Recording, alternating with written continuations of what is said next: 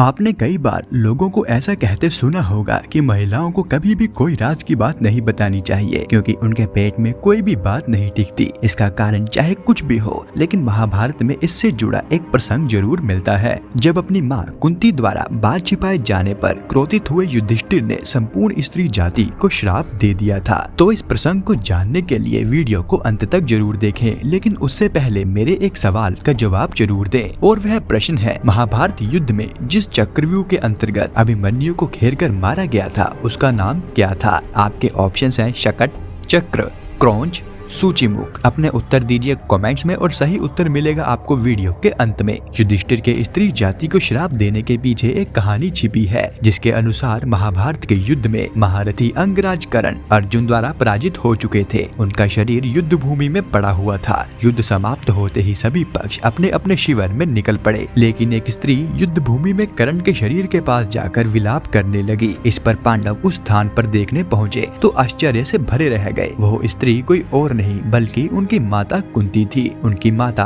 अंगराज के शव को गोद में लेकर बिलक बिलक कर रो रही थी। यह देखकर पांचों पांडव हैरान रह गए। इस पर युधिष्ठिर ने कुंती से पूछा, माता आप हमारे शत्रु की मृत्यु पर विलाप क्यों कर रही हैं? जबकि आपको तो हमारी विजय पर खुश होना चाहिए, क्योंकि हमने आज युद्ध को पूरी तरह अपने पक्ष पर कर लिया है। इस पर माता कुंती ने युधिष्ठिर से कहा, जिसे तुमने आज अपना शत्रु समझकर मारा है वह तुम्हारा कोई शत्रु नहीं था, बल्कि वह तुम सबके बड़े भाई थे। यह सुन पांचों पांडव हैरान रह गए और माता कुंती से कहने लगे, माता आप यह क्या कह रही हैं? फिर माता कुंती ने पांडवों को कर्ण के जन्म का रहस्य बताते हुए कहा कि मुझे ऋषि दुर्वासा ने उनकी सेवा से प्रसन्न होकर एक मंत्र तथा वरदान दिया था कि तुम इस मंत्र द्वारा जिस देवता का आह्वान करोगी उनके अनुग्रह से तुम्हें पुत्र प्राप्त होगा। उस समय मैंने इस मंत्र की परीक्षा लेनी चाहिए और सूर्य देव का आह्वान किया, जिसके फलस्वरूप मुझे कवच कुंडलधारी सूर्य पुत्र कर्ण प्राप्त हुआ। परंतु लोकलाज के डर से भयभीत होकर मैंने उस तेजस्वी बालक को एक संदूक में डालकर नदी में प्रवाहित कर दिया। तत्पश्चात मेरा विवाह तुम्हारे पिता पांडु से हुआ और तुम पांडव हुए। परंतु मैंने कभी नहीं बताया कि कर्ण मेरा प्रथम पुत्र है। तेजस्वी और सूर्य पुत्र होने के बाद भी कर्ण को पूरी जिंदगी अपमान का दुख सहना पड़ा। यह सुन अर्जुन को बहुत पछतावा हुआ कि आज उसने अपने ही भाई के प्राण ले लिए हैं। अर्जुन ने कुंती से कहा कि माता क्या हम कर्ण के भाई ही हैं? यह बात उन्हें नहीं पता थी।